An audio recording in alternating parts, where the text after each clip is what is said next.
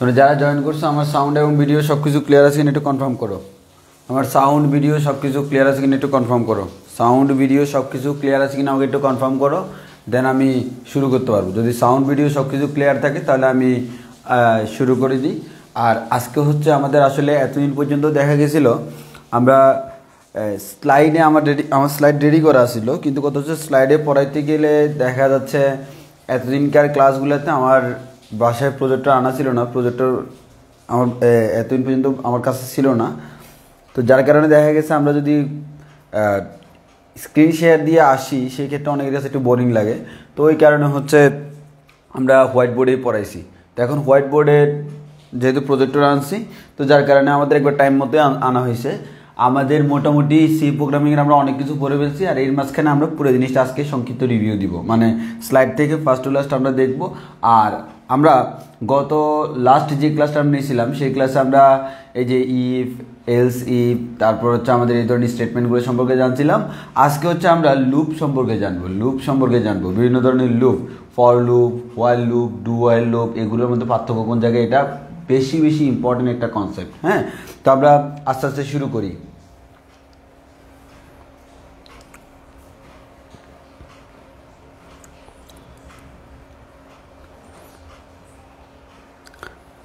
আচ্ছা, যারা জয়েন করছো আমার সাউন্ড ভিডিও সব কিছু ক্লিয়ার আছে কিনা একটু কনফার্ম করো।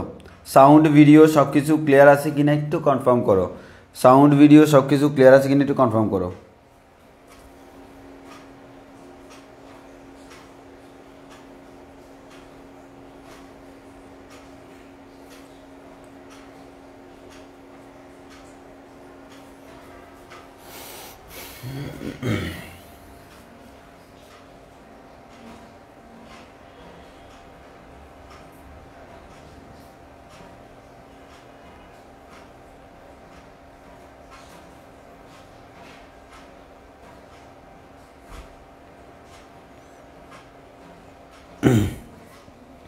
ওকে, যেহেতু সব কিছু ক্লিয়ার আমরা সামনের দিকে আগাইতে পারি, আসলে সামনের দিকে আগাইতে পারি।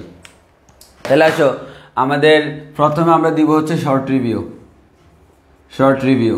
অর্থাৎ আমরা আগে পড়ানোর সময় কিছু হালকা ছোটোখাটো জিনিস স্কিপ করে গেছিলাম, যেগুলোর জন্য আমার প্রজেক্টরের প্রয়োজন ছিল। তো আমাদের সেই জিনিসগুলো আমরা আজকে বলে দিব, দেন আমরা লাস্টে লুপ দিয়ে ফিনিশিং দিব। তাহলে একটু খেয়াল করে দেখো। তাহলে আমাদের এগুলো আমরা জানছিলাম। তোমরা জানো সি প্রোগ্রামিংয়ের প্রবক্তা হচ্ছে ডেনিস রিসি। আর আমি স্লাইডটা তোমাদেরকে দিয়ে দিব, আমার যে স্লাইডটা তোমাদেরকে পিডিএফ বানায় আমি দিয়ে দিব। আর এখানে জাস্ট মেন কথাগুলো দেখো। সি প্রোগ্রামের প্রবক্তা ডেনিস রিসি, এবং এটার যে আবিষ্কারের যে কাহিনীগুলো এগুলো এখানে বর্ণিত আছে। তারপর হচ্ছে এগুলো একটু মাথায় রাখবো আর কি। সি প্রোগ্রামিংয়ের যে বৈশিষ্ট্যগুলো, আমরা সি প্রোগ্রামিংয়ের বৈশিষ্ট্যগুলো একটু জেনে রাখবো। যেমন এখানে মেইন কথা হচ্ছে, দেখো তোমরা এখন নিজেরাই বুঝবা যে সি হচ্ছে একটি মধ্যস্তরের ভাষা, আর এই ভাষায় কম্পিউটারে বিট পর্যায়ের প্রোগ্রামের মাধ্যমে হার্ডওয়্যার এবং সফটওয়্যার প্রোগ্রাম রচনা করা হয়।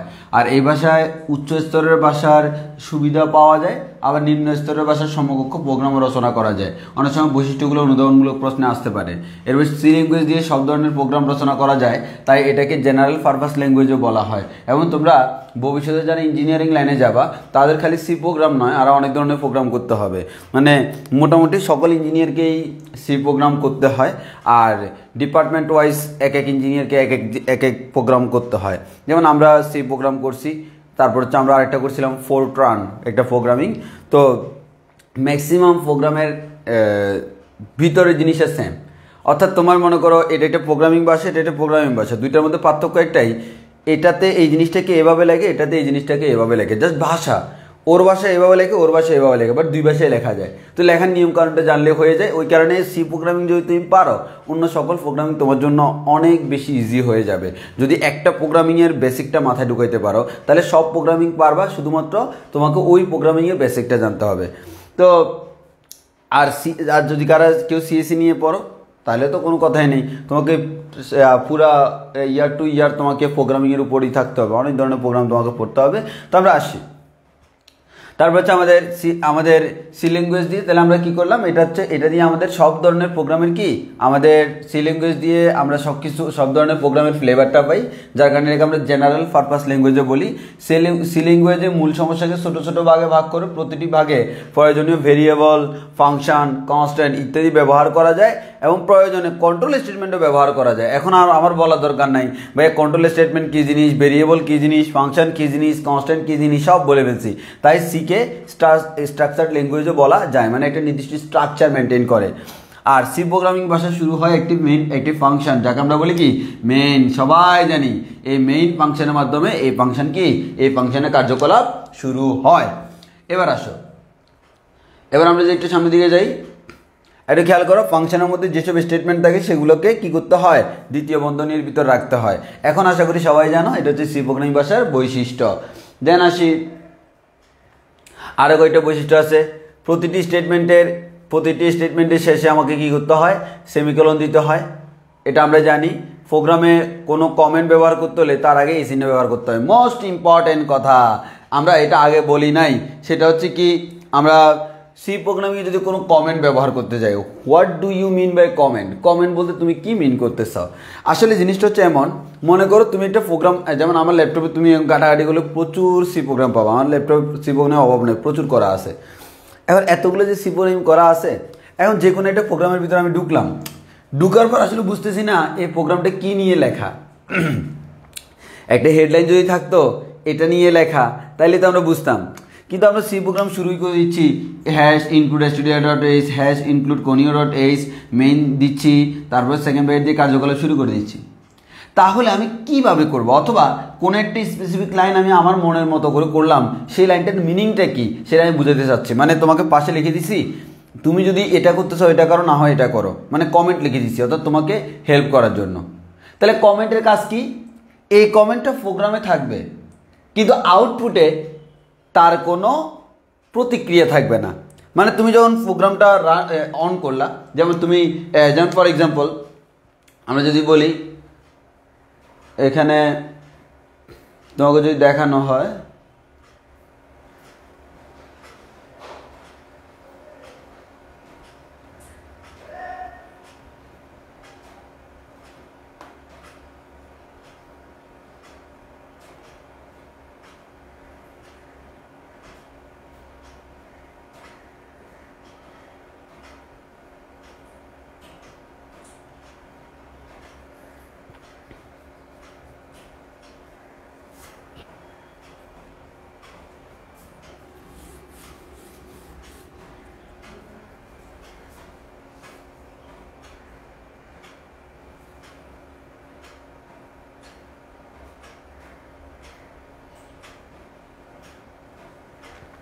আচ্ছা, এটা হচ্ছে আমাদের কোড ব্লক সফটওয়্যার। এই সফটওয়্যারের মাধ্যমে আমরা আসলে সি প্রোগ্রামিংগুলো করে আমি তোমাদের করে দেখাবো আজকে না, এটা হচ্ছে আগামী দিনের কাজ, আজকের কাজ না।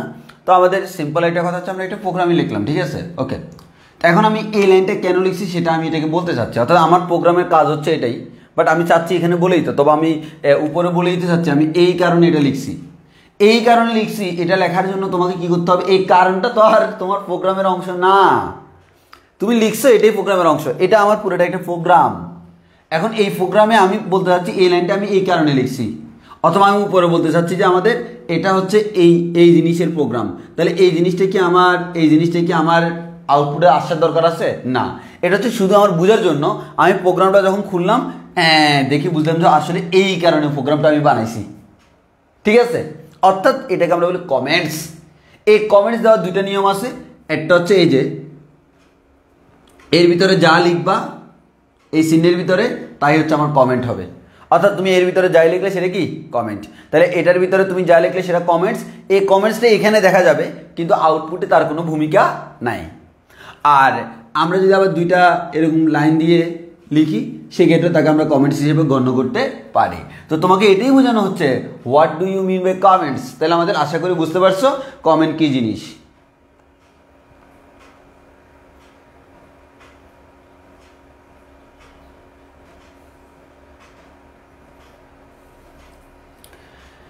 এবার আসো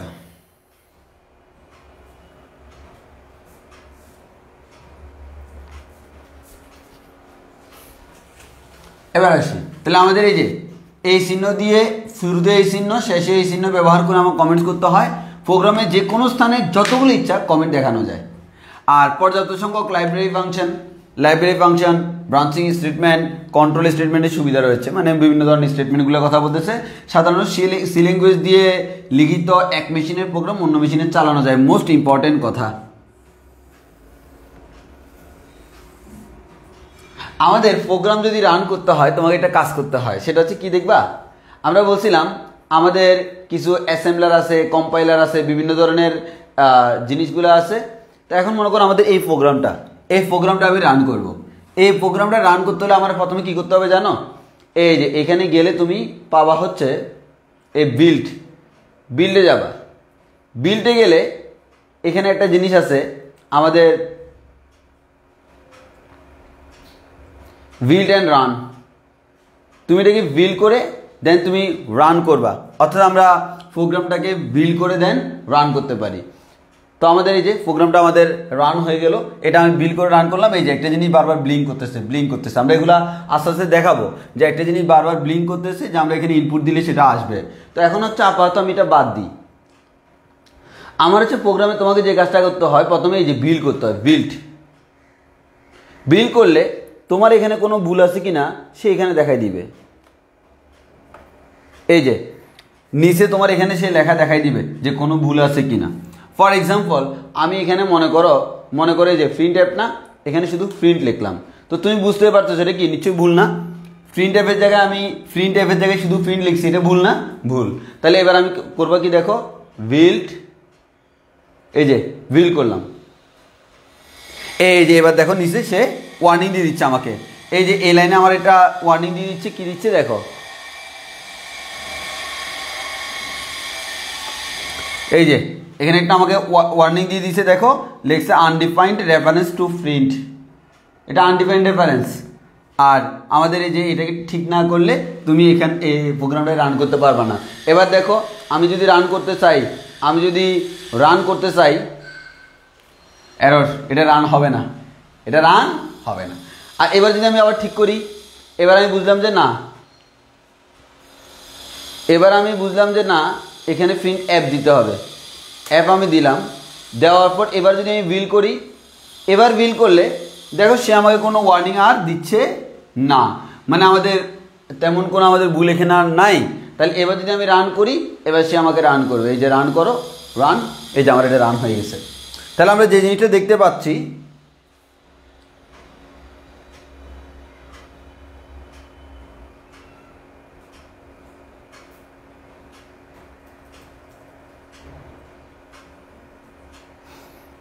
ওকে, তাহলে আমরা যে জিনিসটা দেখতে পাচ্ছি সেটা হচ্ছে কি, এবার আসো তুমি আমার সি প্রোগ্রামে আমরা সাধারণত ওই যে আমরা এটা হচ্ছে এক ধরনের কম্পাইলার। সি প্রোগ্রামের যে সফটওয়্যার তুমি দেখছো অলরেডি বিল্ডের নিচে কম্পাইল লেখা ছিল।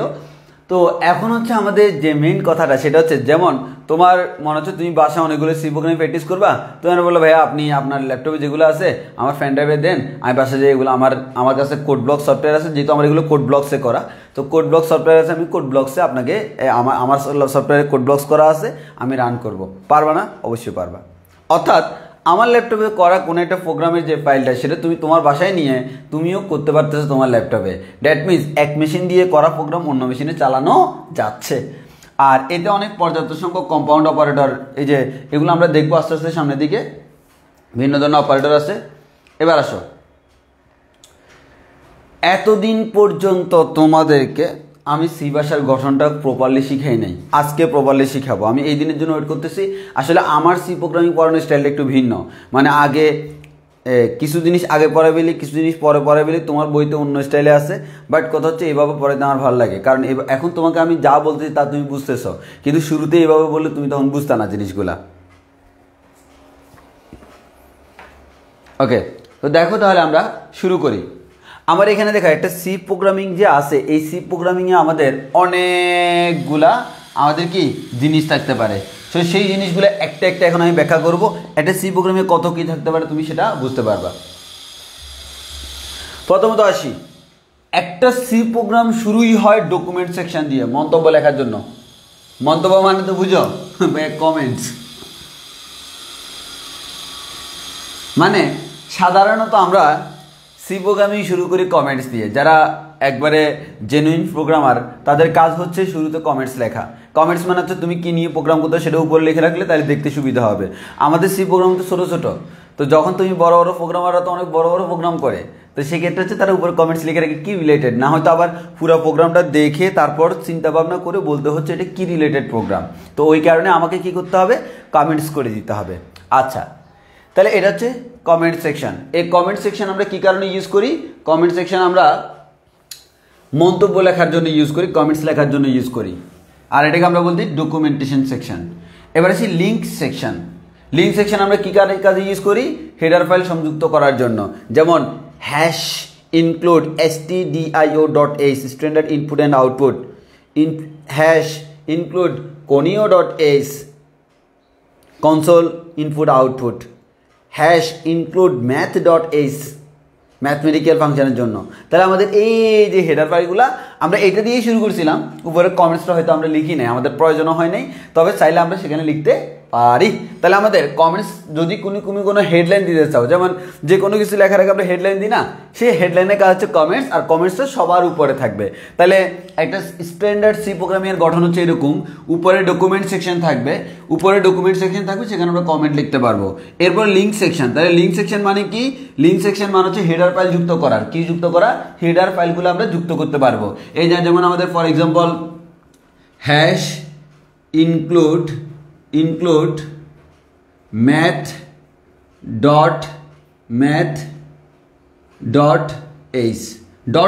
means header file।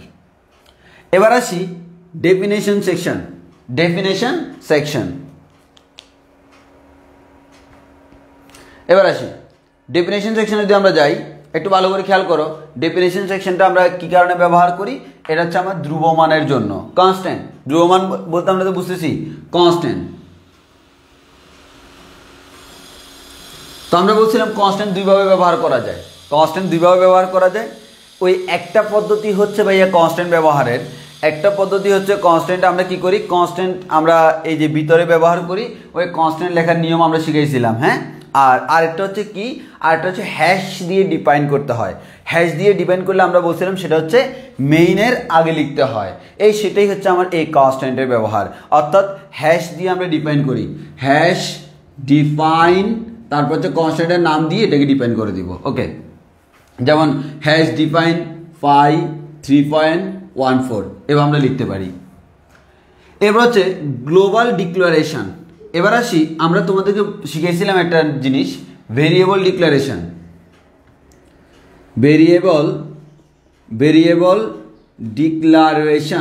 নামে একটা জিনিস শিখেছিলাম। এই যে ভেরিয়েবল ডিক্লারেশন, এটা আমার দুই প্রকার।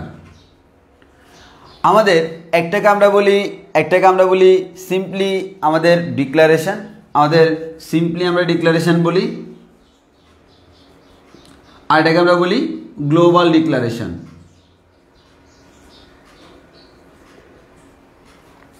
সাধারণত তাহলে আমাদের দুইটার পার্থক্যটা কোন জায়গায়? আমরা ভেরিয়েবল ডিক্লারেশন করছিলাম মেইনের পরে এখানে আমরা বলছিলাম শুরুতে আমার প্রথম কাজ হচ্ছে কি করা, আমাদের ভেরিয়েবল ডিক্লেয়ার করা। আমার শুরুতে কাজ হচ্ছে এখানে ভেরিয়েবল ডিক্লেয়ার করে দেওয়া। কিন্তু কথা হচ্ছে আমরা চাইলে সেই ভেরিয়েবলটা এখানে ডিক্লেয়ার না করে আমরা মেইনের আগেও ডিক্লেয়ার করতে পারি। তুমি এখানে যদি, এখন কথা হচ্ছে তুমি আমাকে প্রশ্ন করতে পারো ভাইয়া এখানে করা আর এখানে করার মধ্যে পার্থক্যটা কোন জায়গায়? সেই পার্থক্যটা বোঝার জন্য তোমাকে একটা জিনিস বুঝতে হবে। দেখো, তুমি প্রোগ্রামটা শুরু করলা, মেইন কাজ শুরু হলো, সেকেন্ড ব্রেকেট দিয়ে শুরু হলো, সেকেন্ড ব্রেকেট দিয়ে শেষ হলো। একটা প্রোগ্রামে শুধু একটা প্রোগ্রাম না, একটা প্রোগ্রামের ভিতর দুইটা প্রোগ্রামও থাকতে পারে। একটা প্রোগ্রামের ভিতর যদি একাধিক প্রোগ্রাম থাকে তাদেরকে আমরা বলি সাব প্রোগ্রাম, যেটা তোমাদের করা লাগে না, আমরা ভার্সিটি লেভেলে করছি, তোমাদের লাগবে না। এই যে একটা সেকেন্ড ব্রেকেট দিয়ে শুরু করলাম, সেকেন্ড ব্রেকেট দিয়ে শেষ করলাম, আমি চাইলে আরেকটা সাব প্রোগ্রাম শুরু করতে পারি, মানে আমি চাইলে এরপরে আরেকটা প্রোগ্রাম লিখতে পারবো। আবার ওই প্রোগ্রামের জন্য কিন্তু আবার নতুন করে সব কিছু ডিফাইন করা লাগবে না, কারণ এটা হচ্ছে এই প্রোগ্রামের আন্ডারে সাব প্রোগ্রাম, এর মানে ডিফাইন অলরেডি করা আছে। এখন দেখো, তুমি যদি এখানে কোনো একটা জিনিস ডিক্লেয়ার করো, এই ডিক্লারেশনটার মূল্যায়ন হচ্ছে এতটুকু পর্যন্ত, আর এখানে যদি কোনো একটা জিনিস ডিক্লেয়ার করো, এই ডিক্লারেশনের মূল্য হচ্ছে এই প্রোগ্রাম, সাব প্রোগ্রাম সবগুলোর জন্য। মানে বুঝছো তো? তাহলে গ্লোবাল ডিক্লারেশন মানে কি? এই দেখো আমরা তো সাধারণত এতটুকুর মধ্যে শেষ করে দিই।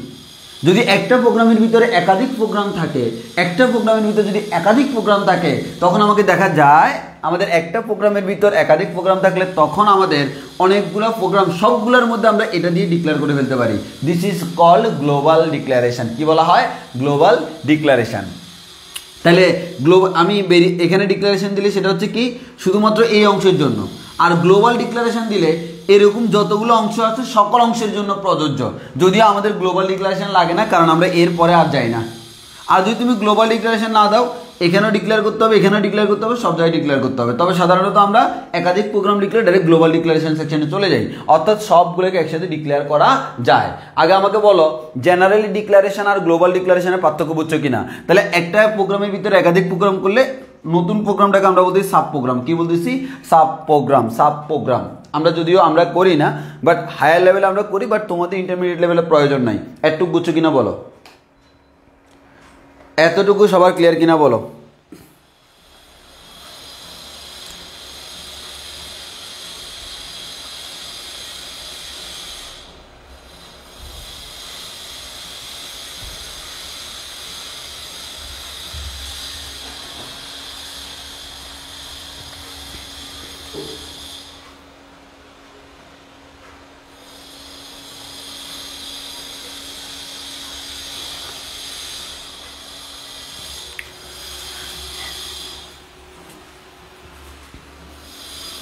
আচ্ছা, এবার যাব হচ্ছে এখানে।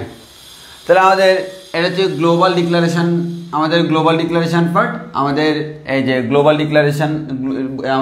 ডিক্লারেশন আমাদের থাকে এখানে। তারপর হচ্ছে তোমরা বুঝতেই পারতেছো মেইন দিয়ে মেইন ফাংশনের যে সেকশন আছে সেই মেইন ফাংশনের সেকশন বোঝায়, বা এখান থেকে কোনো একটা প্রোগ্রামিংয়ের আমাদের যে মেইন কাজগুলো শুরু। আর এই মেইন ব্যাকেট হচ্ছে আমাদের কি, এটা দ্বারা শুরু করে মেইন ফাংশন, যেটা এই মেইন ফাংশন শুরুর ব্যাকেট, আর এটা হচ্ছে কি লাস্ট ব্যাকেট। আর এখানে আমাদের মেইন ফাংশন শুরু করার পর আমরা কি করি? ভেরিয়েবল ঘোষণা করি।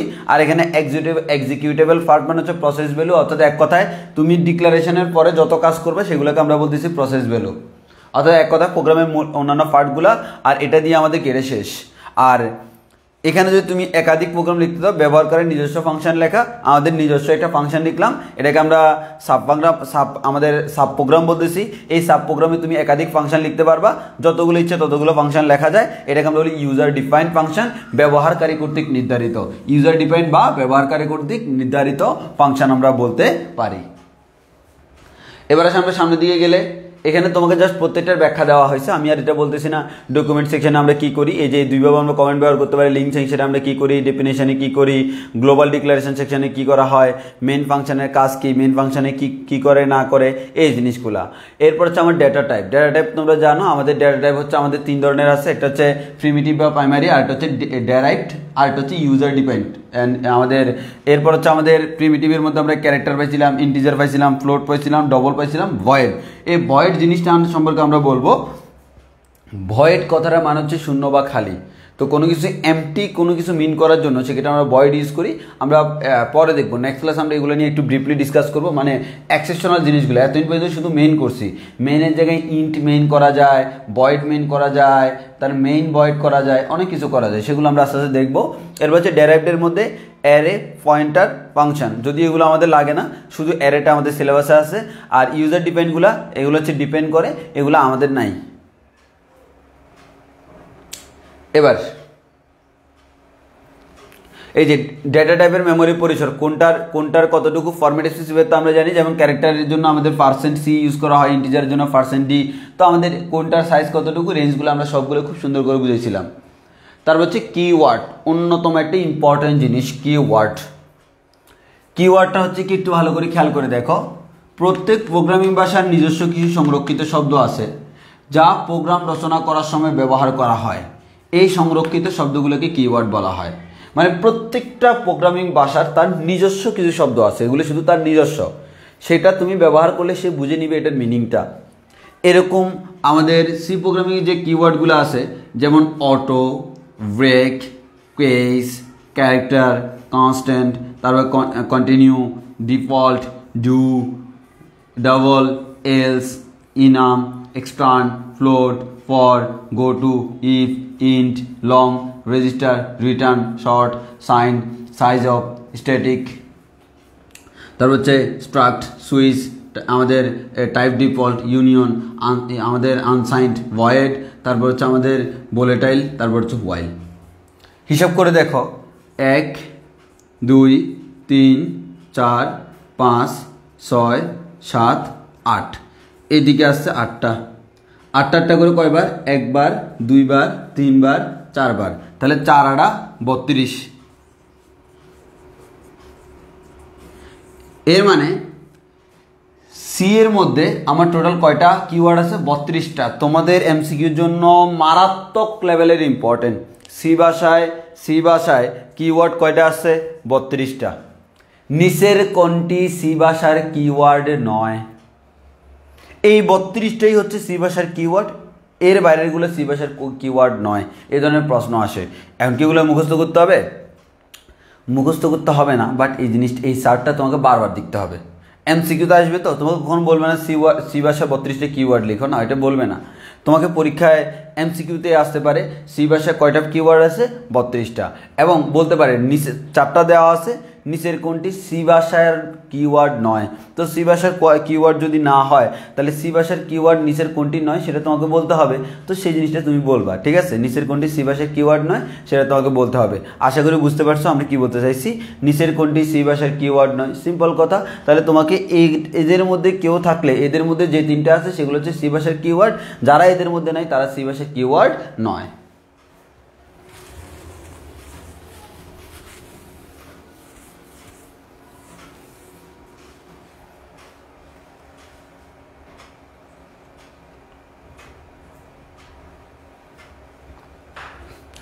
এরপর আসি আমাদের আইডেন্টিফায়ার, আমাদের চলক, ধ্রুবক, এগুলো আমরা অলরেডি বলছিলাম। ধ্রুবক কীভাবে ব্যবহার করতে হয়? দুইভাবে, একটা হচ্ছে কনস্ট্যান্ট, একটা হচ্ছে ডিপেন্ড। ফ্রি প্রসেসরের মাধ্যমে, ডিপেন্ডটাকে আমরা ফ্রি প্রসেসর বলি, আগে ইউজ করা হয়। তো এগুলো অলরেডি আমরা বলেই ফেলছি, তোমাদের এখন আর করার দরকার নেই। আর আমাদের এখানে এরপর আসি চলক। চলকও আমাদের চলকের এই যে ভেরিয়েবল যে টাইপগুলো, ইন্টিজার, ক্যারেক্টার, ফ্লোট, ডবল, এগুলো মাথায় রাখতে হয়। আর চলকের ক্ষেত্রে আমরা যে জিনিসটা বলছিলাম, ভেরিয়েবল ডিক্লারেশনের যে নিয়মকানুন তোমাদেরকে শিখেছিলাম, প্রত্যেকটা নিয়মকানুন, ভেরিয়েবল ডিক্লারেশনের যে নিয়মকানুনগুলো, অর্থাৎ তুমি যে কোনোভাবে চাইলে ভেরিয়েবল ডিক্লারেশন করতে পারবে না, তার যে নামকরণে কিছু নিয়মাবলী আছে, সেই নিয়মাবলী তোমাদেরকে অলরেডি আমি শিখেছি। তো সেগুলো এখানে দেখতেছো। এরপর হচ্ছে আমাদের অপারেটর। হ্যাঁ, এটা আমাদের লাগবে। আমাদের সি প্রোগ্রামিং আমাদের অনেকগুলো অপারেটর আছে, এই অপারেটরগুলো আমরা এখনো বলি নাই, সেই অপারেটরগুলো আজকে আমরা বলবো।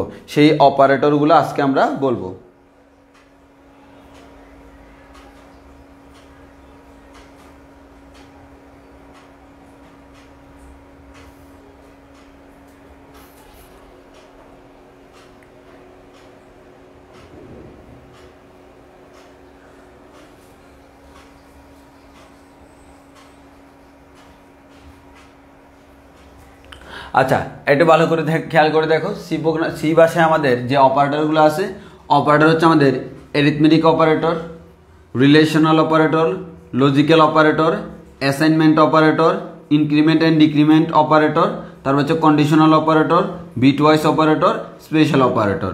এই 8টা অপারেটর আমাদের কি সি ভাষায় আমাদের আছে।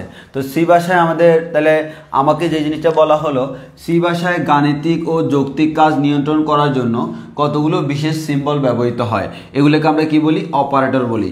আর যে ডেটা ধারণ করে তাকে অপারেন্ড বলা হয়। তাহলে আমরা এই জিনিসগুলোকে বলি অপারেটর, যে গাণিতিক যে বিশেষ সিম্বলগুলো আমরা ব্যবহার করি। যেমন ফর এক্সাম্পল অ্যান্ড, মানে আমরা ওই যে লজিক গেটের অ্যান্ড বলি না, লজিক গেটের অ্যান্ড বলতে সি প্রোগ্রামিং এভাবে অ্যান্ড বলতে সে বোঝায় অ্যান্ড, একটা অ্যান্ড দিলে সে কখনো অ্যান্ড বুঝে না। তাহলে আমাদের এরকম তোমাকে যে জিনিসটা মাথায় রাখতে হয়, বিভিন্ন ধরনের কতগুলো বিশেষ সিম্বল আছে, এই সিম্বলগুলোকে আমরা বলি কি? এই সিম্বলগুলোকে আমরা বলি হচ্ছে অপারেটর। আর এই অপারেটর বা আমাদের কোনো একটা ডেটা যে ধারণ করে তাকে আমরা বলি অপারেন্ড। অপারেন্ড মানে কি? যে ধারণ করে। আর সিম্বলগুলোর নাম হচ্ছে কি? অপারেটর। সিম্বলগুলোর নাম হচ্ছে অপারেটর, আর অপারেন্ড মানে হচ্ছে কি? সেটা সে যে ধারণ করে। এবার আসে আমরা একটু সামনের দিকে যাই। আমাদের এখানে টোটাল এই 8 ধরনের অপারেটর আছে।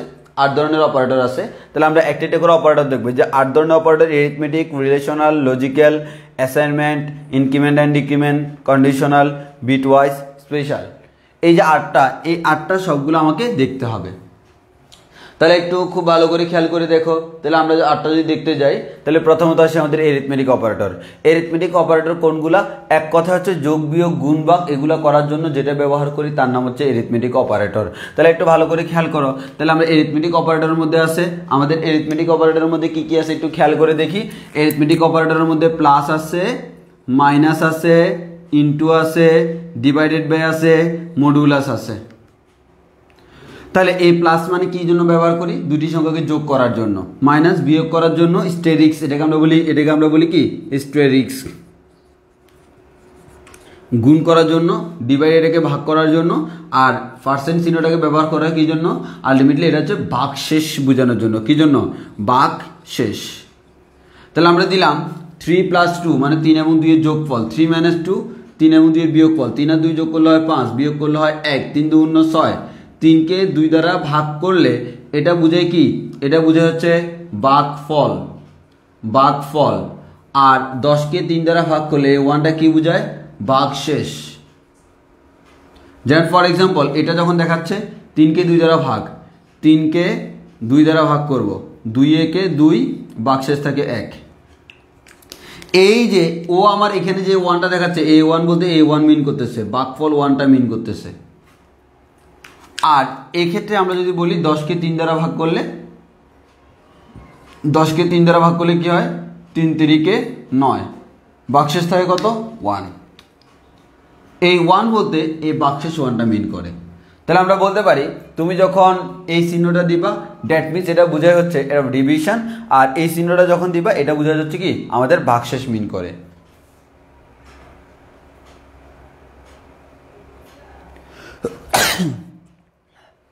ওকে, তাহলে এটা হচ্ছে আমাদের এরিথমেটিক অপারেটর। তো এরিথমেটিক অপারেটর বলতে আমরা যেটা বুঝি সেটা হচ্ছে আমাদের সিম্পলি যোগ বিয়োগ যে অপারেটরগুলো, যোগ বিয়োগ গুণ ভাগ, এগুলো হচ্ছে আমাদের এরিথমেটিক অপারেটর। সো এই ধরনের অপারেটরগুলোর মাধ্যমে কী করতে হয় তোমরা খুব ভালো করেই জানো। তাহলে আমাদের এই 5টা হচ্ছে আমাদের এরিথমেটিক অপারেটর। এই 5টা হচ্ছে কি? Arithmetic operator. দেন যা হচ্ছে অ্যাসাইনমেন্ট অপারেটর। অ্যাসাইনমেন্ট অপারেটরটা আমাদের জন্য মোস্ট ইম্পর্টেন্ট, একটু ভালো করে খেয়াল করো। অ্যাসাইনমেন্ট অপারেটরটা কি একটু ভালো করে খেয়াল করে দেখো। অ্যাসাইনমেন্ট অপারেটর মানে হচ্ছে কোন একটা জিনিসের ভ্যালু কোন একটা জিনিসে অ্যাসাইন করা।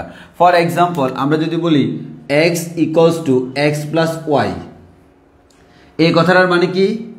x + y এর ভ্যালুটাকে x নামে কি করা? অ্যাসাইন করা। x + y এর ভ্যালুটাকে কি করা? x এর নামে অ্যাসাইন করা। এর মানে x আর y কে তুমি যোগ করলে যেটা পাবা সেই জিনিসটা কি নামে সেভ হয়ে যাবে? x নামে সেভ হয়ে যাবে। x কে ডাকলে এদের সমষ্টিটা পাওয়া যাবে। এটাকে আমরা বলি অ্যাসাইন করা, বা এটাকে আমরা বলি অ্যাসাইনমেন্ট অপারেটর। এখন এটা লেখার নিয়ম আছে, একটু দেখো। তোমাকে যে কাজটা করতে হয় সেটা হচ্ছে তুমি কি করতেছো বলো তো? x যেটা আছে তার সাথে তুমি কি করতেছ? তার সাথে তুমি যোগ করতেছ। তার সাথে তুমি কি করতেছ? যোগ করতেছ। তার সাথে তুমি যোগ করতেছ কি? y। তাহলে x যেটা আছে তার সাথে তুমি যোগ করতেছ y। দুইটাকে যোগ করে তাকে তুমি কি নামে সেভ করতেছো? x নামে সেভ করতেছো। এটাকে আমরা এভাবে দেখানো হয়। এর মানে কখনো যদি তুমি দেখো x, এই অনেক সময় এগুলোর মিনিং আসে x + y, এই জিনিসটার মিনিং কি? এই জিনিসটার মিনিং হচ্ছে, দেখো আমরা কিভাবে দেখাবো। এই জিনিসটার মিনিং হচ্ছে x = x + y। কিভাবে দেখালাম দেখো। তুমি জাস্ট যে কাজটা করবা, এক্সটাকে এখানে বসাবা, এই এক্সটাকে এখানে বসাবা, ইকুয়ালটা এখানে গেল, ওয়াইটা আমার এখানে গেল, আর প্লাসটা এখানে গেল। মানে এক কথায় আমরা যে জিনিসটা বলতে পারি সেটা হচ্ছে তোমরা জাস্ট এখান থেকে এক্স ইকুয়ালটা তুলে আয়না এখানে এক্স ইকুয়াল বসে দিবা, ইকুয়ালটা তুলে আয়না নতুন করে এক্স ইকুয়াল বসে দিবা, তাহলে এটার মিনিং পেয়ে যাবা। অর্থাৎ আমাদের পরীক্ষা আমাদের এরকম আসে, এটাকে এই ধরনের দেখলে বুঝবে এটা হচ্ছে অ্যাসাইনমেন্ট অপারেটর। এখন এই জিনিসটার মিনিং কি এটা, তবে আমরা করার সময় তো এটা কীভাবে করে ফেলি, আমাদের এইভাবে লেখার প্রয়োজন হয় না, লেখা যায় তো আমরা এইভাবে লিখি না। তাহলে আমাদের এই জিনিসটার মিনিংটা একটু বুঝতে হবে। একইভাবে এটা যদি থাকে, তাহলে এক্স স্টেরিক্স ইকুয়ালস টু ওয়াই, তাহলে আমরা কি করব, ইকুয়ালটা লিখবো না, ইকুয়ালটা না লিখলে কি হয়, এক্স স্টেরিক্স ওয়াই। এবার কি করব, শুরুতে ইকুয়াল দিব, এক্স দিব, তাহলে X equals to X asterisk Y, শেষ। তাহলে X equals to X asterisk Y mean করে, এরকম আমাদের অনেকগুলো আছে, সবগুলো দ্বারা আমাদের কি মিনিং করে সেগুলো তোমাকে একটু বুঝতে হবে। এটাকে আমরা বলি হচ্ছে ভাইয়া, এটাকে আমি কোন ধরনের অপারেটর বলি, এটাকে আমরা বলি অ্যাসাইনমেন্ট অপারেটর। কোন ধরনের অপারেটর বলি, অ্যাসাইনমেন্ট অপারেটর আমরা বলি। এবার আসো রিলেশনাল অপারেটর। রিলেশনাল অপারেটর কোনগুলা, যেটা একটা জিনিসের সাথে আরেকটা জিনিসের রিলেশন করে। ফর এক্সাম্পল, এটার সাথে এটার রিলেশন কেমন, এটা হচ্ছে ইকুয়াল রিলেশন। এটার সাথে এটার রিলেশন কেমন, গ্রেটার রিলেশন। এটার সাথে এটার রিলেশন কেমন, লেস রিলেশন, অথবা গ্রেটার দেন অর ইকুয়াল, অথবা লেস দেন অর ইকুয়াল, অথবা নট ইকুয়াল। তো ওই কারণে আমাদের রিলেশনাল অপারেটর মানে হচ্ছে যেটা একটার সাথে আরেকটা জিনিসের রিলেশন মেনটেন করে। তাহলে আমরা এটা হইতে পারে ইকুয়াল টু। সি প্রোগ্রামিংয়ে ইকুয়াল টু দিতে হলে তোমাকে ইকুয়াল ইকুয়াল দুইবার দিতে হবে। ইকুয়াল ইকুয়াল দুইবার দিলে সি প্রোগ্রাম বুঝে নিবে this is call equal to. So equal to means এটা হচ্ছে রিলেশনাল অপারেটর, অর্থাৎ যখন রিলেশন মিন করবে তখন আমরা ইকুয়াল টুটা এভাবে দিব। এরপর গ্রেটার দেন, গ্রেটার দেন একটা আরেকটা থেকে বড়, this is call greater than. একটা আরেকটা থেকে ছোট, this is call less than. এবার হচ্ছে ইকুয়াল টু না বলে যদি বলি এই পাঁচটা আর এই পাঁচটা not equal two, for example 5 equal to 5, 5 not equals to 6। তাহলে আমরা এটা দ্বারা বুঝতেছি 5 5 এর সমান, এটা দ্বারা বুঝতেছি 5 6 এর সমান নয়। তাহলে আমরা এরকম চিহ্ন যদি দিই, প্রথমে একটা আশ্চর্যবোধক চিহ্ন দিয়ে ইকুয়াল দিলে তখন সেটা মিন করে not equal two. So 5 is equal to 5, 5 is not equals to 6। So আমরা বলতে পারি আমাদের এটা দ্বারা মিন করে ইকুয়াল টু, আর এটা দ্বারা মিন করে হচ্ছে নট ইকুয়াল টু। আর গ্রেটার দেন ইকুয়াল আমরা যেরকম দিই গ্রেটার দেন ইকুয়াল, সি প্রোগ্রামে তো এভাবে দেওয়া যায় না। সি প্রোগ্রামিংয়ে এই জিনিসটাকে কীভাবে দিতে হয়, সি প্রোগ্রামিং এই জিনিসটাকে দিতে হয় এভাবে, গ্রেটার দেন ইকুয়াল। তাহলে আমরা গ্রেটার দেন অর ইকুয়াল যে বলি, গ্রেটার দেন ইকুয়াল টু যে বলি, greater than or equals to সেটা এভাবে। আর আমরা যে বলি লেস দেন ইকুয়াল, সেটাকে সি প্রোগ্রামে দিতে হয় এভাবে, লেস দেন ইকুয়াল। তাহলে লেস দেন ইকুয়াল, তাহলে তোমাকে সি প্রোগ্রামে লেখার সময় equals to, equal to, not equal two, greater than, less than, greater than equal to, less than equal to. তাহলে তোমাকে এই জিনিসগুলো মাথায় রাখতে হবে। সি প্রোগ্রাম করার সময় আমাকে এই কনসেপ্টগুলো মাথায় রেখে আমাকে সামনের দিকে আগাইতে হবে। এবার আসো, এবার আসি আমরা এরপরে। এবার হচ্ছে আমাদের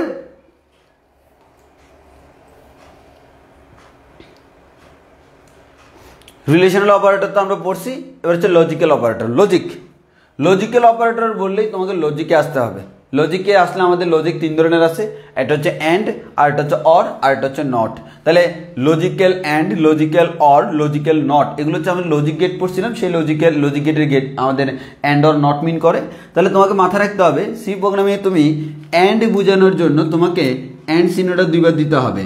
অ্যান্ড চিহ্নটা দুইবার যদি তুমি দাও তাহলে এম্পারসেন্ট চিহ্নটা দুইবার দিলে আমাদের সেক্ষেত্রে সে কী মিন করে, সেটা হচ্ছে আমার লজিক্যাল অ্যান্ড মিন করে। আর আমরা যদি এরকম ভার্টিক্যাল দুইটা লাইন দিই, এরকম আমরা ভার্টিক্যাল দুইটা লাইন যদি দিই তাহলে সে আমাদের কি মিন করে, সে আমাদের লজিক্যাল অর মিন করে। আর যদি আমরা আশ্চর্যবোধক চিহ্ন দিই তাহলে সে লজিক্যাল নট মিন করে। So and or not, logic গেটের অ্যান্ড অর নট বোঝানোর জন্য তোমাকে অ্যান্ড ভার্টিক্যাল দুইটা লাইন অথবা আমাদের আশ্চর্যবোধক চিহ্ন দিতে হবে। যদি দাও তাহলে সেটা আমাদের কি মিন করে, লজিক্যাল অপারেটর। সেটা আমাদের মিন করে কি, লজিক্যাল অপারেটর। এরপর আসলে আমরা আরেকটু সামনের দিকে যাই, বিট ওয়াইজ অপারেটর। এটা আমাদের খুব একটা লাগে না, তাও আমরা হালকা করে বলি।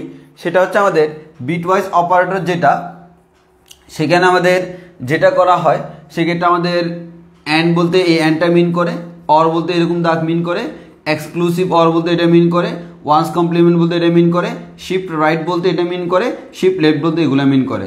অর্থাৎ এটা আমাদের সিম্পলি আমরা বলতে পারি এটা ওই যে আমাদের কি বলে যে একটু আগে যে আমাদের লজিক গেট ছিল, যে আমাদের লজিক্যাল যেগুলো ছিল লজিক্যাল অপারেটর, সেই লজিক্যাল অপারেটরের মতো, তবে এটা বিট ওয়াইজটা একটু পার্থক্য আছে, হালকা পার্থক্য আছে, যেটা আমাদের আসলে খুব আমাদের সিলেবাস অনুযায়ী খুব একটা লাগে না। ওই কারণে আমরা এটা জাস্ট জেনে রাখি আমাদের সিম্বলগুলা আমাদের কোনটা দ্বারা কী মিন করে। এটা আমার লজিক্যাল মিন করে না, ইলজিক্যাল মিন করে, মানে নর্মাল সেন্সে আমরা চিন্তা করি, লজিক্যাল না। তাহলে আমাদের সেক্ষেত্রে আমরা এই সিম্বলগুলো ব্যবহার করতে পারি। এরপর আসো, তোমরা জানো স্ক্যানএপ ব্যবহার করে আমরা ইনপুট দেওয়ার জন্য, আর প্রিন্টএপ ব্যবহার করি হচ্ছে মনিটরে আউটপুট প্রদর্শনের জন্য। এরপর আসো আরও কয়েকটা জিনিস খেয়াল করে দেখো, যেমন অনেক সময় আমরা গেট ক্যারেক্টার ইউজ করতে পারি। এই গেট ক্যারেক্টার এটা কী জন্য ইউজ করা হয়? একটা ক্যারেক্টারকে ইনপুট দেওয়ার জন্য। আর এটা হচ্ছে আমাদের ফুড ক্যারেক্টার আমরা ব্যবহার করতে পারি। এই ফুড ক্যারেক্টার কেন ব্যবহার করা হয়? একটি ক্যারেক্টার মনিটরে প্রদর্শন করার জন্য। তাহলে কোনো একটা ক্যারেক্টারকে ইনপুট দেওয়ার জন্য গেট ক্যারেক্টার ইউজ করি, আর এটাকে মনিটরে প্রদর্শন করার জন্য ফুড ক্যারেক্টার ইউজ করি, মানে এগুলো শুধু জেনে রাখতে হবে এমসিকিউর জন্য।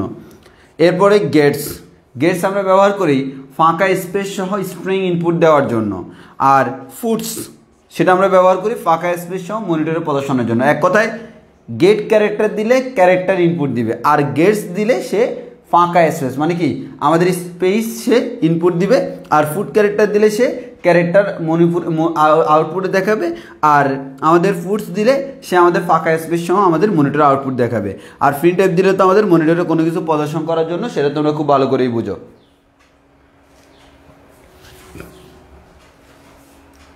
এবার আসি একটা সি প্রোগ্রামের গঠন, মেইন, স্টার্ট এ প্রোগ্রাম, প্রোগ্রামের statement, end of a program. আর আমরা সেমিকোলন দিয়ে আমরা কি করি, আমাদের এই যে মেইন দিয়ে আমাদের একটা সি প্রোগ্রামের মেইন কার্যকলাপ শুরু, এটা আমরা খুব ভালো করে জানি। আর এটা তোমাদেরকে বলছিলাম, যেন শুরুতে আমরা বলছিলাম এই যে হেডার ফাইলটা আমাদের কীভাবে দিতে হয়, input H main printf modulus makes a number positive but modulus coaching makes a student positive. তো আমাদের এখানে জাস্ট প্রিন্টের আমরা ব্যবহারটা দেখাইছিলাম। এরপর আসো আমাদের বেসিক ডেটা টাইপগুলো, ক্যারেক্টার, ইন্টিজার, ফ্লোট, ডবল, ওই জিনিসগুলো, এবং দুইটা নাম্বার যোগ করার জন্য আমরা বিভিন্ন ধরনের প্রোগ্রাম, এই যে একটা প্রোগ্রাম অনেকভাবে দেখাইতে পারি, সেটা আমরা দেখাইছিলাম, অনেকভাবে আমরা দেখাইছিলাম। এরপর হচ্ছে আমাদের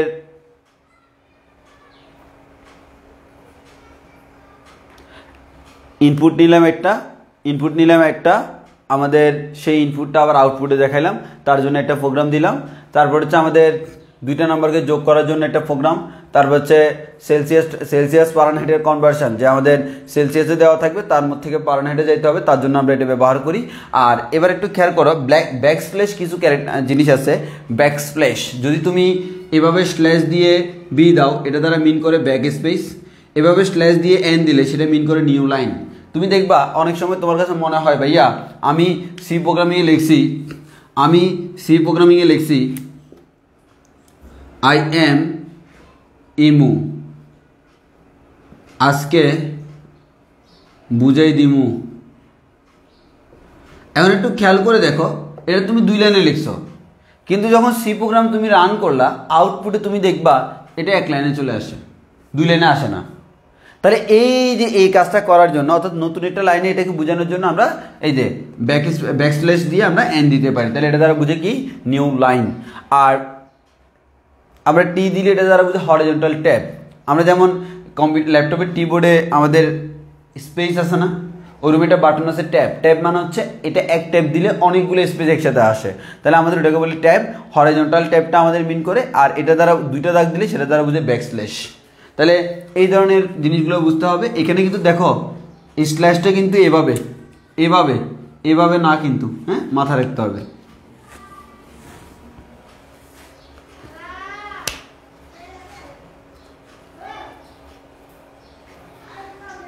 এটা একটা ইম্পর্টেন্ট জিনিস, সেটা হচ্ছে তুমি একটা ভ্যালুকে ক্যারেক্টারে অ্যাসাইন করবা। যেমন ফর এক্সাম্পল তুমি লেটার ইকুয়ালস টু এ দিলে এটা আমার একটা ক্যারেক্টার, যে আমরা এর পাশে আমাদের এভাবে একটা ইনভার্টেড কমা দিয়ে এখানে এ দিলাম, এটা একটা আমার ক্যারেক্টার মিন করে। ওকে, এবার হচ্ছে তুমি letter equals to only a দিছ, কোনো কিছু দাও নাই, তাহলে compiler things A is variable. তাহলে একটু খেয়াল করো, এর পাশে যখন এরকম দিছ সে বুঝছে হ্যাঁ এটা আসলে ক্যারেক্টার। বাট তুমি যদি এই চিহ্নটা না দাও, তখন কম্পিউটার মনে করবে এটা হচ্ছে একটা ভেরিয়েবল। কেন? এটা হচ্ছে ভেরিয়েবল লেখার নিয়ম। তুমি যদি এবার এভাবে না দিয়ে ডাবল কোটেশন দাও তখন কম্পিউটার বুঝে নিবে এটা হচ্ছে একটি স্ট্রিং। তাহলে আমরা বলতেছি এভাবে দিলে সে মিন করবে এটা হচ্ছে ক্যারেক্টার, এভাবে দিলে সে মিন করবে এটা স্ট্রিং, আর এভাবে দিলে সে মিন করবে এটা হচ্ছে একটা ভ্যারিয়েবল। আর যদি তুমি লেটার ইকুয়ালস টু 65 দিলা, 65 দিলা, সেটা ক্যারেক্টার মিন করবে। আর তুমি বলতে পারবে 65 কি আমাদের ক্যারেক্টার না। দেখো তোমাদেরকে ওই যে আমাদের আজকি পড়াইছিলাম না 3 নম্বর অধ্যায়ে, আজকির মধ্যে তুমি দেখবা আমাদের এখানে প্রত্যেকটা লেটার বলো আর যে কোনো কিছুর আন্ডারে একটা করে একটা কি আছে নাম্বার আছে। এই 60 আমাদের বড় হাতের এর এগেইনস্টে যে আজকিটা আছে সেটা হচ্ছে আমাদের 65, অর্থাৎ 65 দ্বারা মিন করে আজকি, আর 65 দ্বারা মিন করা হচ্ছে বড় হাতের এ। ওই কারণে তুমি যদি লেটার ইকুয়ালস টু 65 দাও, সেই 65 এর আন্ডারে যে আমাদের ক্যারেক্টারটা আছে সেই ক্যারেক্টারটা এখানে বসাই দিবে। সো এগুলো হচ্ছে ক্যারেক্টার লেখার নিয়ম। তোমরা এইসব জায়গায় অনেক সময় ভুল করো, তাহলে কোনটা দ্বারা কি মিন করে সেটা একটু তোমাকে বুঝতে হবে।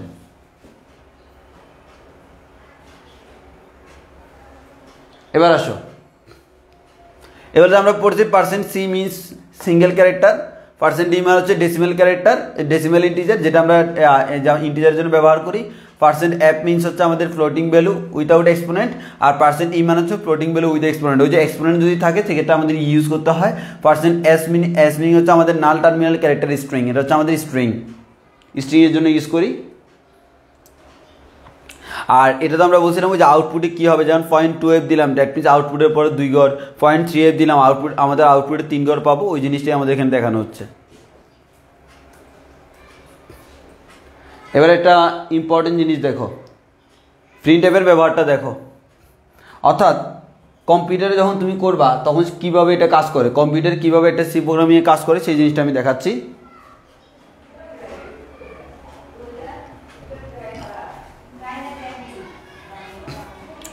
তুমি এগুলো দিলা, হেডার ফাইল মেইন কাজ শুরু, মেইন কাজ শেষ।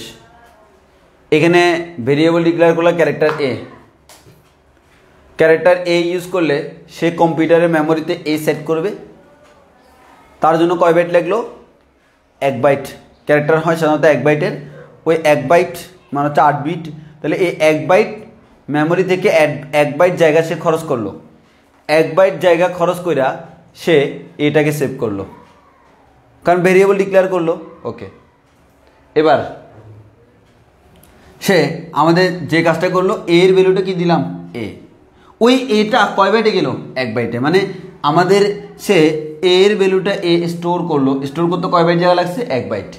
ঠিক আছে, মেমোরিতে আমাদের এটা স্টোর করে ফেললো। এবার তুমি দিলে ইন্ট বি দিলে বি ইকুয়ালস টু 10, সে স্টোর করলো। এরপর তুমি ফ্লোট সি দিলা, সি ইকুয়ালস টু এত, সে স্টোর করলো। এরপরে ডবল এটা দিলা, এই যে এক্সপোনেন্ট ভ্যালু দিলা, তখন সে এটাকে স্টোর করলো। এরপরে তুমি কি করতেছো দেখো, একটু ভালো করে এদিকে তাকাই দেখো, ভালো করে দেখো। Printf character A equals to percent C, আমাদের পার্সেন্ট সি, আর এন্ড আমাদের স্ল্যাশ এন দিছি মানে নিউ লাইন, আর কমা দিয়ে এ দিছি, এর মানে এখানে বসবে এ এর ভ্যালু। এন্ড এর ভ্যালুটা এখানে আছে কি না? আছে। এ বি সি ডি এই 4টা ভ্যালু কিন্তু অলরেডি আমি দিয়ে দিছি, ভেরিয়েবল ডিক্লেয়ার করে দিছি।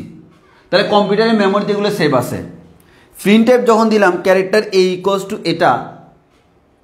এটা দেখার পর এটা কার ভ্যালু? এর ভ্যালু, সাথে সাথে সে এর কাছে চলে যাবে। এর ভ্যালু কত? এ।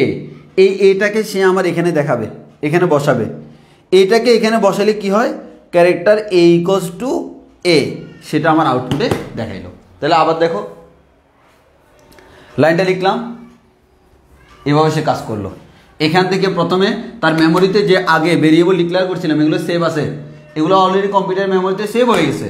সেখান থেকে রিকল করে, এখানে যেহেতু ফরম্যাট স্পেসিফায়ার আছে, ফরম্যাট স্পেসিফায়ার থাকলে সে রিকল করে সেটাকে আউটপুটে দেখাইলো। এবার এটা সিম্পল বুঝতে পারতেছ, সে কাকে কল করবে? বি কে। এবার সে বি এর কাছে যাবে আগের মতো, আউটপুট দেখাইলো।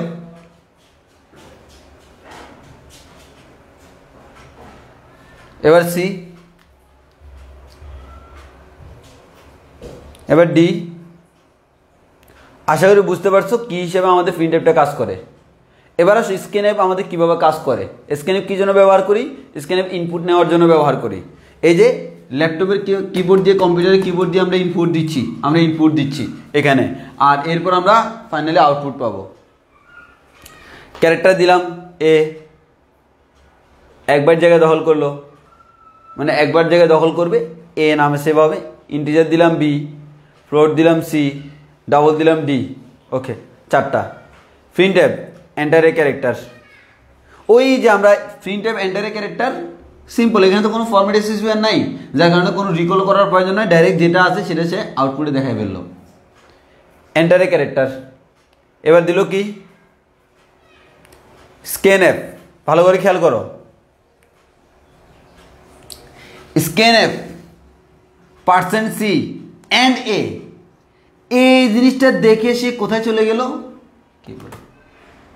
আমরা যখন ল্যাপটপে করবো, যে একটু কালো একটা বক্স দিয়েছিলাম না, এক জায়গায় এরকম ব্লিঙ্ক করতেছে, সে ব্লিঙ্ক করতেই থাকবে। দিলাম, দেওয়ার সাথে সাথে ওই ভ্যালুটা এখানে এর নাম সেভ হয়ে গেল। কেন? কারণ এখানে বলে দিয়েছে এটা হচ্ছে এর ভ্যালু। এবার আসো প্রিন্টএফ এন্টার এ ইন্টিজার, এখানে উঠলো ওই যে আবার, এবার বি এর ভ্যালুটা আমি নিচ্ছি, আমি ল্যাপটপ দিয়ে দিলাম বি এর ভ্যালু 10, একভাবে বাকিগুলা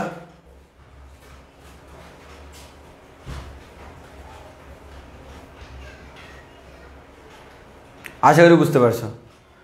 এরপর বৃত্তের ক্ষেত্রফল নির্ণয়ের জন্য আমাদের এই প্রোগ্রামটা, তোমরা জানো আমাদের এখানে বৃত্তের ক্ষেত্র অজানা থাকে আমাদের ব্যাসার্ধ, তো আমরা আমাদের এখানে কি কি করতে হবে না করতে হবে সব আসলে দেখছি।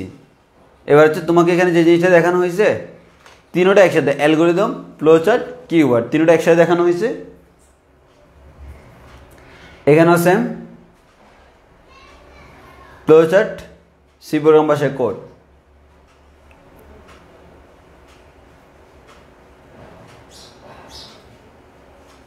এগুলো তোমরা জানো যে শুধুমাত্র তোমাকে যে কাজটা করতে হবে এগুলো একটু দেখে নিতে হবে, আমরা এগুলো অলরেডি করে ফেলছি।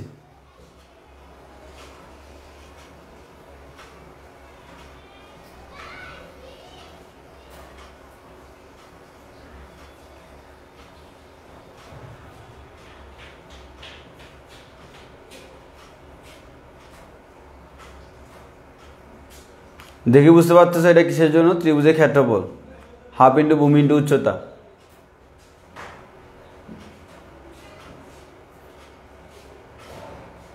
সব লেখা আছে এখানে, আমার কিছু বলা লাগবে না।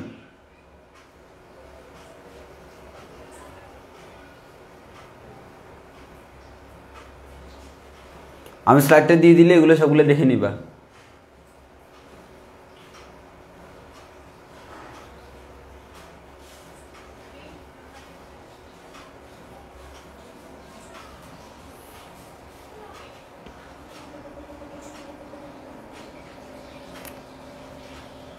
তো বুঝতে পারতেছো আমার রেক্টেঙ্গুলার আসতেছে, দৈর্ঘ্য ইন্টু প্রস্থ, এগুলো আমরা অলরেডি সবগুলো তোমাদেরকে বলছিলাম। হ্যাঁ, আমাদের শুধুমাত্র এটা বলতে পারা হচ্ছে সাসকান্ডেভ রিভিউ হচ্ছে।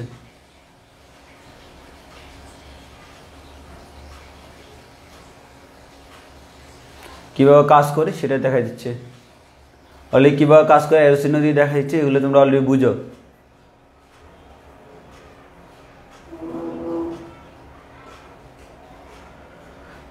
ছবিগুলো দ্বারা কি বুঝতেছো?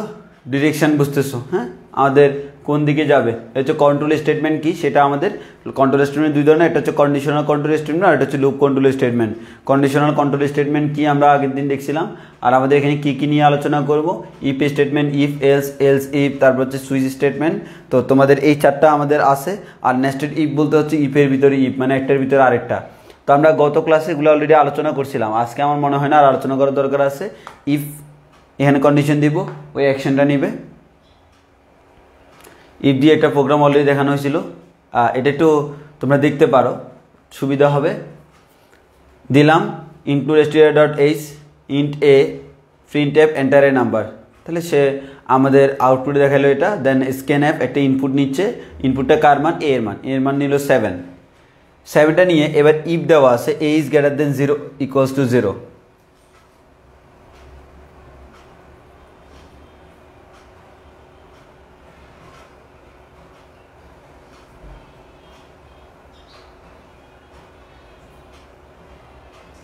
জিনিসটা বুঝছো? দেখো এখানে কি করতেছে, দেখো এই যে ইনপুট দিতে বলছে, তুমি ইনপুট দিছো কত 7। এবার আমি এখানে লিখলাম কি if a is greater than or equals to 0 হয়, তাহলে a এর মান কত 7, 7 কি 0 থেকে বড় অথবা সমান জিজ্ঞেস করলো, উত্তর হলো যে হ্যাঁ। যদি হ্যাঁ হয় তাহলে আমাদের সে কি দিল, গিভেন নাম্বার ইজ পজিটিভ।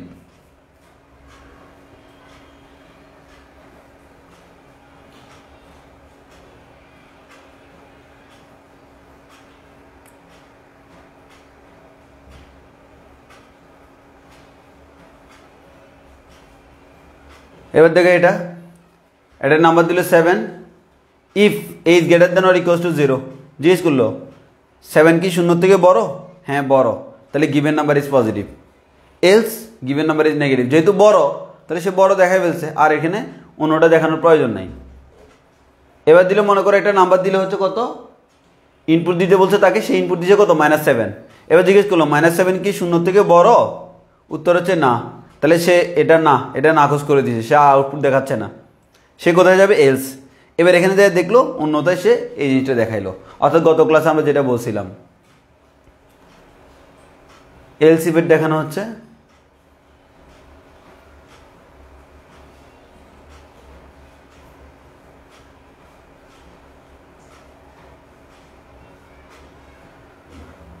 আর লুপটা আমরা আজকে দেখাবো না, আগামী ক্লাসেই দেখাবো।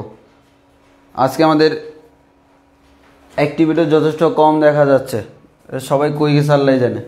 আচ্ছা দেখি তাহলে আমরা আজকে লুপ আমরা দেখবো না, আমরা আগামী দেখবো। লুপ অত্যন্ত সেন্সিটিভ একটা বিষয়, যে আমাদের লুপগুলো আমাদের খুব ভালোভাবে জানতে হয়, তো ওই কারণে আমরা আজকে আপাতত লুপটা দেখতেছি না।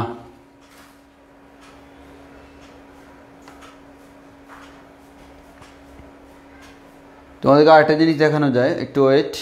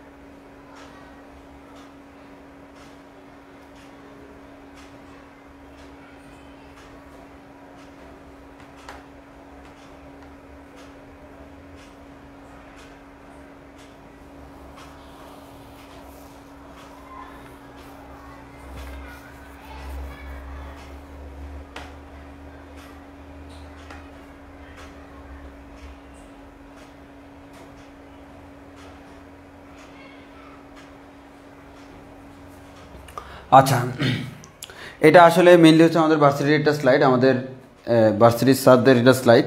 তো এখান থেকে আমরা কিছু জিনিস দেখব, যদিও এখানে সব কিছু ইংলিশে দেখবো, আমি বাংলা করে দিব, কোনো সমস্যা নেই। এখান থেকে তোমাকে কিছু জিনিস একটু দেখতে হবে, তাহলে একটু সুবিধা হবে। যদিও এটা হচ্ছে তোমাদের জন্য, তোমাদের স্লাইড না, আমাদের ভার্সিটির স্লাইড, সবই ইংলিশে, তো তোমাদেরকে একটু এখান থেকে কিছু জিনিস শিখাইতে হবে। তো এই স্লাইডটা হচ্ছে তোমার control or decision making statement, বুঝতেই পারতেছো আমাদের decision making or control statement. তো আমরা একটু সামনের দিকে আগাই। এখানে হচ্ছে আমাদের, আমরা তো অলরেডি এগুলো বলছিলাম যে আমাদের কন্ট্রোল স্টেটমেন্টগুলো আমাদের কী কী, আমরা সেগুলো অলরেডি তোমাদেরকে বলছিলাম, তাই না?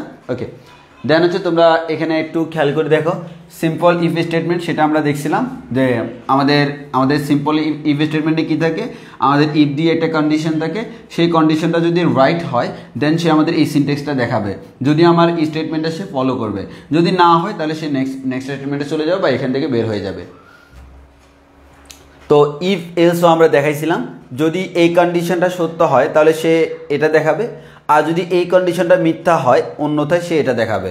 অর্থাৎ এটাকে আমরা বলি ট্রু ব্লক, এটাকে আমরা বলি ফলস ব্লক। দ্যাট মিনস এটা এই কন্ডিশনটা যদি ট্রু হয় তাহলে সে এটা দেখাচ্ছে, এই কন্ডিশনটা যদি ট্রু না হয় দ্যাট মিনস ফলস, তাহলে সে এটা না দেখাই এটা দেখাচ্ছে। এই জন্য আমরা এটাকে বলি হচ্ছে আমাদের ট্রু ব্লক। এবার আসো আমাদের এগুলো আমরা পরে দেখাবো। এবার আসো এলসিপি স্টেটমেন্ট। এলসিপি স্টেটমেন্টে কী বললো, ইফ দিয়ে কন্ডিশন দিল, এই কন্ডিশন সত্য হলে সে এটা ফুলফিল করবে, তারপর বের হয়ে যাবে। যদি এটা সত্য না হয় সে এখানে যাবে, এই কন্ডিশন সত্য হলে এটা করবে, যদি এটা না হয় এভাবে চলতেই থাকবে। কোনোটাই যদি না হয় এলস, অন্যথায় সে এই স্টেটমেন্টটা ফলো করাবে। এখানে গ্রেডিং সিস্টেমের একটা প্রোগ্রাম দেখানো হয়েছে, এটা তোমার প্রয়োজন নাই। এবার আসে এটা nested if else, most important. দেখো ইফ দিয়ে এক্সপ্রেশন দিল, এই এক্সপ্রেশন যদি সত্য হয় তাহলে সে এই কাজটা করবে, অন্যথায় সে এটা করবে। যদি এটা সত্য হয় তখন এবার সে জায়গায় দেখলো আরেকটা ইফ পাইলো, এবার সে এখানে থেকে জিজ্ঞেস করবে এই এক্সপ্রেশনটা সত্য কিনা। যদি এই এক্সপ্রেশনটা সত্য হয় তাহলে সে স্টেটমেন্টটা ফলো করবে, মিথ্যা হলে সে এটা দেখাবে। তাহলে ভালো করে খেয়াল করে দেখো, তাহলে দেখো এটা ছিল একটি ইফ স্টেটমেন্ট, ইফ এলস। এই ইফ এলসের ভিতরে নতুন আরেকটি ইফ এলস আসছে না, এটাকে আমরা বলি নেস্টেড ইফ এলস, মানে একটার ভিতরে আরেকটা, এটাকে নেস্টেড ইফ এলস। তাহলে এটা কীভাবে কাজ করে বুঝছো তো? তাহলে এটা কী করতে পারে, যদি এটা সত্য হয় তাহলে তো এটার কোনো কাজ নেই, সে এখানে ঢুকে যাবে, এখানে ঢুকে দেখবে যদি এটা সত্য হয় এটা দেখাবে, অন্যথায় সে এটা দেখাবে। আবার যদি এটা মিথ্যা হয় সে এখানে ঢুকবেই না, সে ডাইরেক্ট এটা দেখাই ফেলবে। তাহলে আশা করি বুঝতে পারছো নেস্টেড ইফ এলসটা কি।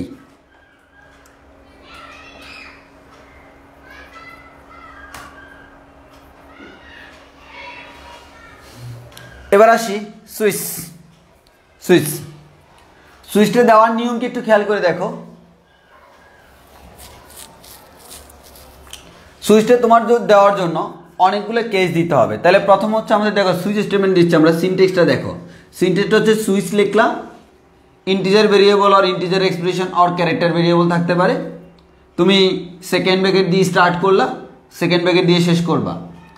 আর এরপর হচ্ছে তোমার এখানে case integer or case constant 1, আমরা এটা কনস্ট্যান্ট রাখবো, এভাবে আমাদের সেমিকোলন দিতে হয়। একটা স্টেটমেন্ট দিবা, সেমিকোলন আমাদের সেমিকোলন দিতে হবে, সরি এখানে সেমিকোলন না, এখানে হচ্ছে আমাদের কোলন। আর এরপর হচ্ছে ব্রেক লিখতে হবে, ব্রেক, কারণ তোমাকে এটা হইলে এখান থেকে বের হয়ে যেতে হবে, মানে এখানেই থেমে যেতে হবে। এই থেমে যাওয়াকে আমরা বলি ব্রেক। আর এটা রেগুলার কন্টিনিউ করার জন্য আমাকে কন্টিনিউ নামে একটা জিনিস ইউজ করতে হয়। তো এবার আসি, এটা না হলে আরেকটা জিনিস দিতে হবে, স্টেটমেন্ট দিতে হবে, ব্রেক দিতে হবে। এভাবে যদি কোনোটাই না হয়, এটা ডিফল্ট থাকে, সেটা আমাদের ফলো করে। তো আমরা এটা এভাবে না দেখাইয়া ডাইরেক্ট একটা কোড দেখাইলে সবচেয়ে বেশি বেটার হয়, মানে বোঝানোটা সুবিধা হয়। এই যে দেখো তুমি দিলা সুইচ 1, ওই যে একটু আগে দেখছিলাম সুইচের পাশে কি করতে হয়, কোনো একটা ভেরিয়েবল দিয়ে দিতে হয়। তাহলে কেস 1 প্রথমটা, এই যে কোলন দিলাম, printf 1 ব্রেক, কেস 2তে printf 2 ব্রেক, কেস 3তে printf 3 break, default invalid break. তাহলে তুমি এবার এখানে কি দিলা, সুইচের পাশে লেখা আছে কি আই, কি লেখা আছে আই, উপরে লেখা আছে ইন্ট আই ইকুয়ালস টু কত 2। আই এর মান 2 মানে হচ্ছে সুইচের পাশে আই লেখা মানে 2 লেখা। তাহলে সে এখানে এসে দেখলো কেস কত 1, এটা সে ফলো করবে না। এখানে দেখলো 2, হ্যাঁ এটা ফলো করবে। এটা ফলো করলে সে প্রিন্ট করবে 2, দেন এখান থেকে ডাইরেক্ট ব্রেক, আমাদের এটা ব্রেক মানে আমাদের সুইচ স্টেটমেন্টটা ব্রেক হয়ে যাবে, আর কিছু দেখাবে না, সেই শুধু আউটপুটে 2 দেখাবে। তাহলে তুমি যদি এখানে 3 দিতা তাহলে সে আউটপুটে দেখাইতো সে এটা ফলো করলো না, এটা ফলো করলো না, এটা ফলো করলো না, সরি 3 নাম্বার যেহেতু 3 আছে, কেস 3, সেই 3টা ফলো করলো। যদি তুমি দিতে এখানে 5, 1 ফলো করলো না, 2 ফলো করলো না, 3 ফলো করলো না, যেহেতু 4 5 নাই সে কিচ্ছুই নাই, সে ডিফল্টে জায়গায় ইনভ্যালিড দেখাবে, তখন আউটপুট আসবে ইনভ্যালিড। এটা হচ্ছে সুইচ স্টেটমেন্ট।